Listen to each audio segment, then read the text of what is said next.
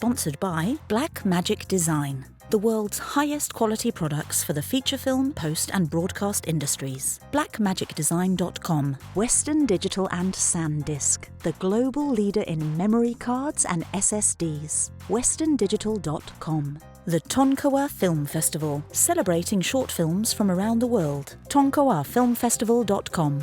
And by JMR Rentals, jmrny.com. The film is called Love Me, from a directing duo, Sam and Andy Zucchero. This film stars the talents of Kristen Stewart and Steven Yeun. As you know, Steven Yeun just won the awards for the limited series Beef on Netflix, so he's a very hot commodity right now. The interesting thing about this film, it's not a traditional love story, or is it? Because it is between a sentient buoy and a satellite. It takes place years after humanity has wiped itself out. The beginning of the film is actually a very brief and brutal hyper time lapse of the end of mankind, as seen from space. So this buoy is floating in the ocean completely alone, but has been, it's programmed with AI. It has sentience, so it knows it's alone. And there's a satellite that's buzzing by the Earth every now and then to see if the Earth is repairing itself, to see if there are any life forms. So when it beams down to communication, are you a life form? She says, yeah, absolutely. Yeah, I'm a life form. Yeah. And creates a persona based on a social media influencer that she found in historical documents stored in her memory banks. So she calls herself by that name. She says she's that person. And when the satellite tries to, basically connect with her, it also, with its sentience, wants to find something to latch onto. So she assigns it the identity of the social media influencer's boyfriend. So they wait, hold on. I need a timeout. It's a lot. All right. So how is this being depicted? Is this live action? Is this animation? Are they just doing voiceovers? So at first, Kristen Stewart's voice is coming out of. Actually, at first it's an automated voice coming out of the buoy. It's like hello. But is it in like real life, or is it yes, like so Love and Death and Robots or whatever? No, it's a pretty accurate. It's CGI obviously, but no, it's not made to look animated. It's Okay. real. Okay. And the satellite buzzes by, and the first time he's like, life form. She's like, no, I'm a boy. He's like, bye, and he leaves. So the second time she's like, I'm totally a person.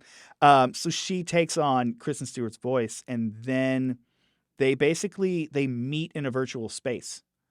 And when they meet in their virtual space, then you see Kristen Stewart, you see Steven Yeun. It's acted out,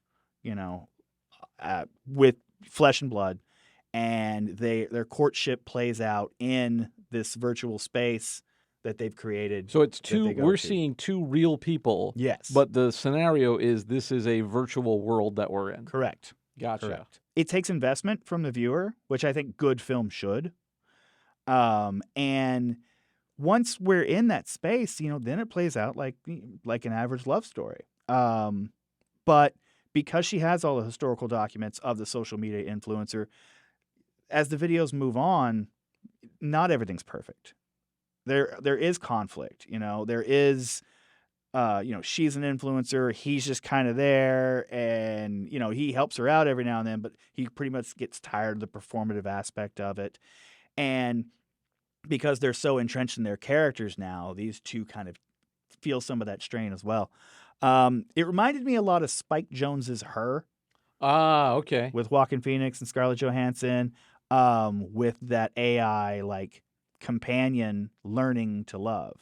It sounds interesting. It really is. It's great. She's another one. I mean, she came off of that the Twilight, thing, and Pattinson did the same thing. Mm-hmm. They both went for projects that were the antithesis of that type of movie, and much to their credit. Absolutely. I would say Radcliffe also. I would put him in that house right. too. Yeah, I mean, he did a bunch of Broadway shows and things like that. It's a shame that people, like actors 30 or 40 years ago, didn't know to do that. Yeah.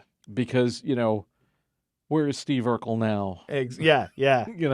But it's interesting.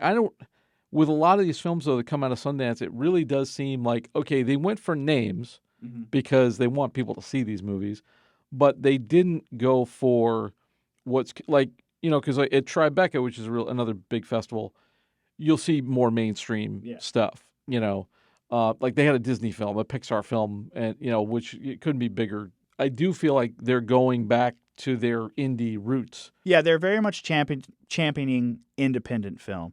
And as you said, these independent filmmakers, they get the names so that they can get the funding, but they're still making their movie. They're still making it an independent film with a unique voice, a singular voice. They're not being folded into the Hollywood system. So they're creating these offbeat stories. And it's wonderful that there is still a place for this sort of thing to happen.